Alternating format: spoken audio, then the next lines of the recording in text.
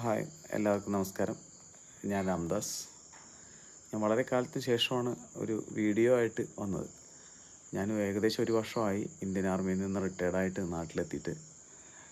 വളരെ യാദൃശ്ചികം എന്ന് പറയാൻ പറ്റില്ല, വളരെ ഇതായിട്ടാണ് ഞാൻ ഇപ്പോൾ നമ്മുടെ പെഹൽഗാം ആക്രമണത്തെക്കുറിച്ചിട്ടൊക്കെ പലരും കേരളത്തിലെ ആളുകൾ വളരെ ബോധേഡായിട്ട് കുറേ കാര്യങ്ങൾ പറയുണ്ടായി. അതിൽ വളരെ സങ്കടം തോന്നിയിട്ട് കുറേ കാര്യങ്ങളും കമൻസുകളും, ഇന്ത്യൻ ആർമിയുടെ വീഴ്ച, ഇന്ത്യൻ ആർമി എന്ത് ചെയ്യായിരുന്നു, അല്ലെങ്കിൽ ഇവിടുത്തെ രാഷ്ട്രീയ പ്രസ്ഥാനത്തിൻ്റെ വീഴ്ചകളൊക്കെ.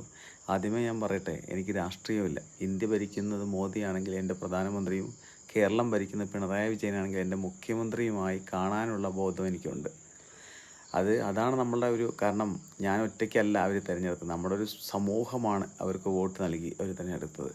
അപ്പോൾ അതിനെ ഉൾക്കൊള്ളാനുള്ള മനസ്സ് കാണിക്കണം. അവർ കഴിയുന്ന തെറ്റായിട്ടുള്ള കാര്യങ്ങളെ തെറ്റായിട്ട് ചൂണ്ടിക്കാണിക്കാൻ എന്നുള്ളത് നമ്മുടെ രാഷ്ട്രത്തിലെ നമ്മൾ ഒരു പൗരനാണ് എന്നുള്ളത് കൊണ്ട് നമുക്കത് കാണിക്കാം. പക്ഷെ രാഷ്ട്രത്തിന് ഒരു പ്രശ്നം വരുമ്പോൾ അതിനെ രാഷ്ട്രീയവൽക്കരിക്കരുത്. പല ആളുകളുടെയും പല സൈബർ കമൻസുകളും കേൾക്കുമ്പോൾ സങ്കടം തോന്നുന്നുണ്ട്. നിങ്ങൾക്ക് പെഹൽഗാമിനെ കുറിച്ചിട്ട് എന്തറിയാം? എന്താണ് പെഹൽഗാം? പെഹൽഗാമിൻ്റെ സെക്യൂരിറ്റി ഗാർഡ് 140 കോടി ജനങ്ങളുള്ള ഇന്ത്യയിൽ 140 കോടി പട്ടാളക്കാർ വേണമെന്നാണോ നിങ്ങൾ പറയുന്നത്?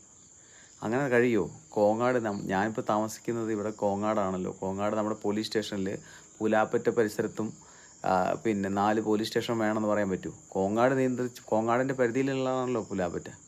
അപ്പോൾ ഇവിടെ എത്ര ഡ്യൂട്ടിയിൽ എത്ര പോലീസുകാർ വരുന്നത്? എന്തെങ്കിലും പ്രശ്നം ഉണ്ടെങ്കിലേ വരുള്ളൂ. പെഹൽഗാം വളരെ ശാന്തമായ പ്രദേശമാണ്. അറിയാതെ എന്തെങ്കിലും വിളിച്ച് പറയരുത്.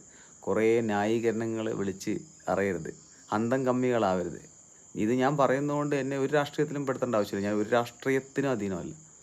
ഞാൻ വ്യക്തമായിട്ടുള്ള, എനിക്ക് നല്ല ബോധ്യമുണ്ട്, മോദി എൻ്റെ പ്രധാനമന്ത്രിയും കേരളത്തിൽ പിണറായി വിജയൻ എൻ്റെ മുഖ്യമന്ത്രിയുമാണ്. ഇതിനപ്പുറം എനിക്ക് പറയാനറിയില്ല.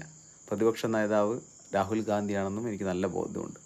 എനിക്ക് ഇത്രേ പറയാനുള്ളൂ. ആവശ്യമില്ലാത്ത കമൻസുകൾ നിങ്ങൾ അടിക്കുമ്പോൾ നിങ്ങളൊന്ന് പോയി നോക്കുക കാശ്മീർ എന്താണെന്ന്. നിങ്ങളുടെ ആരെങ്കിലുമൊക്കെ ഉണ്ടാവുമല്ലോ ഇന്ത്യൻ ആർമിയിൽ. ഇതിൽ കൂടുതൽ എനിക്ക് പറയാൻ അറിയില്ല. വളരെ സങ്കടം തോന്നുന്നു. കാരണം നമ്മൾ കേരളക്കാർ ഭയങ്കര അധികം ഉഷാറായിട്ട് ജീവിക്കുന്ന നാടാണ്. കാരണം നമുക്കിതിനൊന്നും കുറിച്ച് വിഷയമില്ല. നമുക്ക് എന്താണ്, എവിടെ സഞ്ചാരികൾ മരിച്ചാലും പട്ടാളക്കാർ മരിച്ചാലും നമ്മളിവിടെ ഓക്കെയാണ്. നമ്മൾ എല്ലാം കൊണ്ടും ഹാപ്പി ആയിട്ട് നമ്മൾ ജീവിക്കുള്ളൂ. നിങ്ങൾ ഞങ്ങളുടെ എഫേർട്സുകളും അവിടെ നിൽക്കുന്ന ഇപ്പോഴും പട്ടാളക്കാർ നിൽക്കുന്ന അവരുടെ എഫേർട്സുകളും മറന്നുകൊണ്ടാണ് ഇതൊക്കെ പറയുന്നത്. നിങ്ങളുടെ ന്യായീകരണങ്ങളെ, രാജ്യത്തിനെതിരെയുള്ള ന്യായീകരണങ്ങളെ എനിക്ക് അക്സെപ്റ്റ് ചെയ്യാൻ പറ്റില്ല. ഓക്കെ, ജയ് ഹിന്ദ്.